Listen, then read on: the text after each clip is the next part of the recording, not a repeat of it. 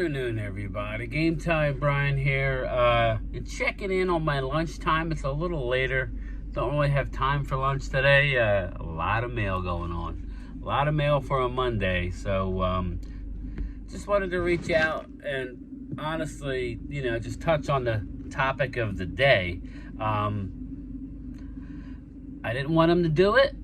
I have my reasons, and I'll get into that, but the Dallas Cowboys just went out and they tagged Tony Pollard. As many of you know, I'm not really a fan of this. He's now going to cost 10.1, just about. It's like $10.9 million. So now we're locked into him for almost $11 million. That's a lot of money for a running back. I could see why they would do it, and even though I wouldn't have done it, I would have let Pollard go out and test the market, because I believe in this running back market, there are a lot of running backs out there. I think that you could have possibly have brought him back on a one-year deal for less than the $11 million or the 10.9, but they didn't do it. So now they could still rescind the tag, but Tony's going to sign that thing as fast as he can. Makes a lot of sense for Tony Pollard to sign it, have a good year, hopefully a healthy year, then enter the free agent market next year and really hit it when the salary cap is yet going to rise again. So I don't think Tony Pollard is very upset about it. I'm hearing that, or they keep saying, that they're going to try and work on a long-term deal. No, please, no long-term deal. I don't want a long-term deal. I'm on record to say I want both of our guys to go. I would have thought maybe bring back Zeke, go out, get a young stud. I hope this move doesn't stop us from taking the best player available, if that's in the round 1 or round 2, regarding a stud running back. Now, that's the bad news regarding Tony Pollard, in my opinion. The good news is, I don't consider Tony Pollard, and wherever he ends up going or finishing his career, I don't see Tony Pollard as a bell cow back. Tony Pollard is more like a weapon. So, the good news to me is, we got him for a year. Hopefully, they don't re-sign him long term. We have a weapon. Line him up, flex him out, and put him in motion. That's where he's going to do most of his damage. He's not going to be between the tackle, because he's going to wear down and get hurt. It's going to happen. But he is one of the best weapons in the league, make no mistake about it. So, I'm not angry at the move. I didn't want them to do it, but I think we have to look at it as Tony Pollard is a weapon. Let him get his stock up. Let's have a good year. He can go out and get a mega deal in the offseason, hopefully, and we'll get compensation that would be better than what he would sign this year, because he's coming off of an injury. Let's just hope that he's going to be 100%, because he does have a broken leg with some ligament damage. There's no guarantee.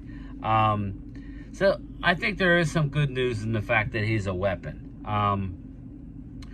I want to get into some more good news, and I didn't touch on it last week, but I'm going to touch on it now.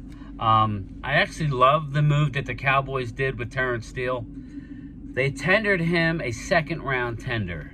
Now, what that means is the second-round tender for Terrence Steele is worth $4.3 million.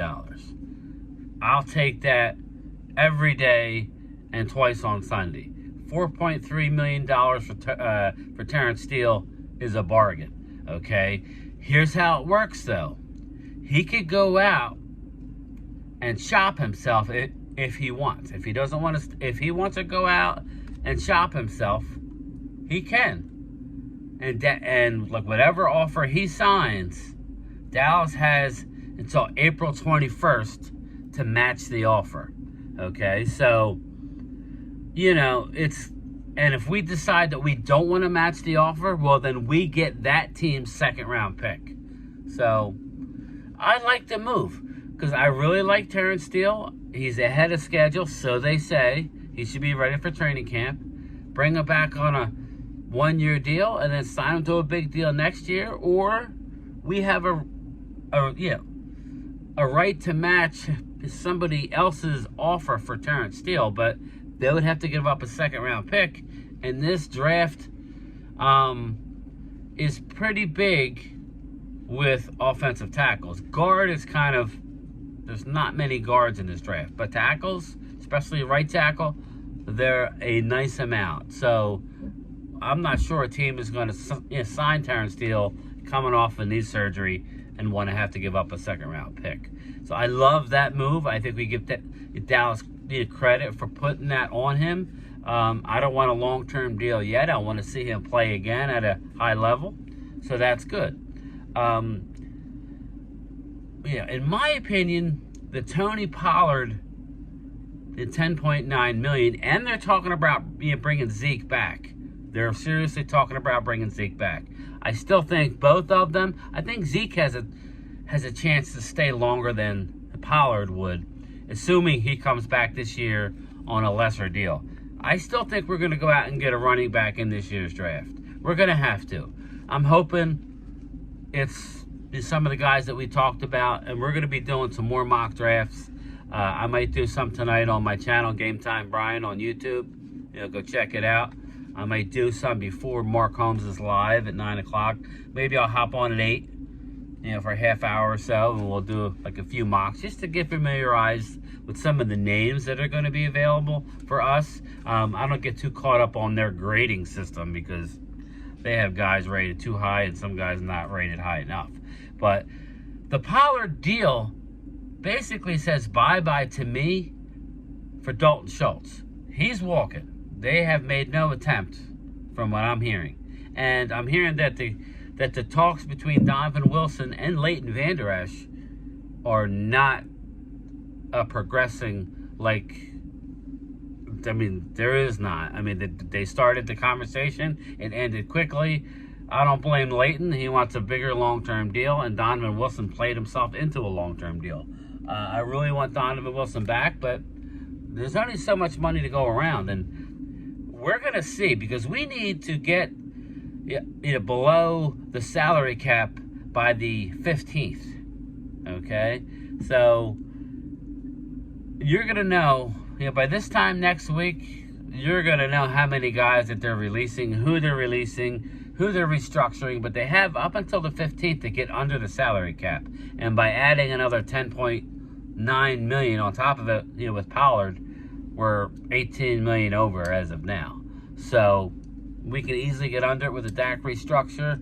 I originally said a Tyron Smith release. I still stick with that, but they're saying they want to bring him back. So I don't know where all this money's coming from. The Dak restructure is only going to do so much. You can restructure Zach Martin. You're going to release Jordan Lewis in a holdout. I have a feeling that Malik Hooker might be released. You could save almost $4 million there. We do have some young safeties. Marquise Bell, unproven, albeit, and Hooker played decently. He wasn't anything special, but he played well. He didn't hurt the team. So that'll be interesting to see if they keep Hooker. Now that we kept Pollard, we need to find money somewhere. So, and the last thing I want to touch on really doesn't get much attention, but I think it does. We have no long snapper. Long snappers, both of our long snappers. You have Jake McQuaid, who was really, really good. He got hurt, and then we went out and got Matt Overton, and he was okay. But if you look at the timing of Brett Maher's demise, it was because Overton snaps. Him and Overton did not work well together. Maher was on he set a Cowboy record, a scoring record. So I know people are going to be nuts, but I would consider bringing Maher back. But you have to bring back Jake McQuaid.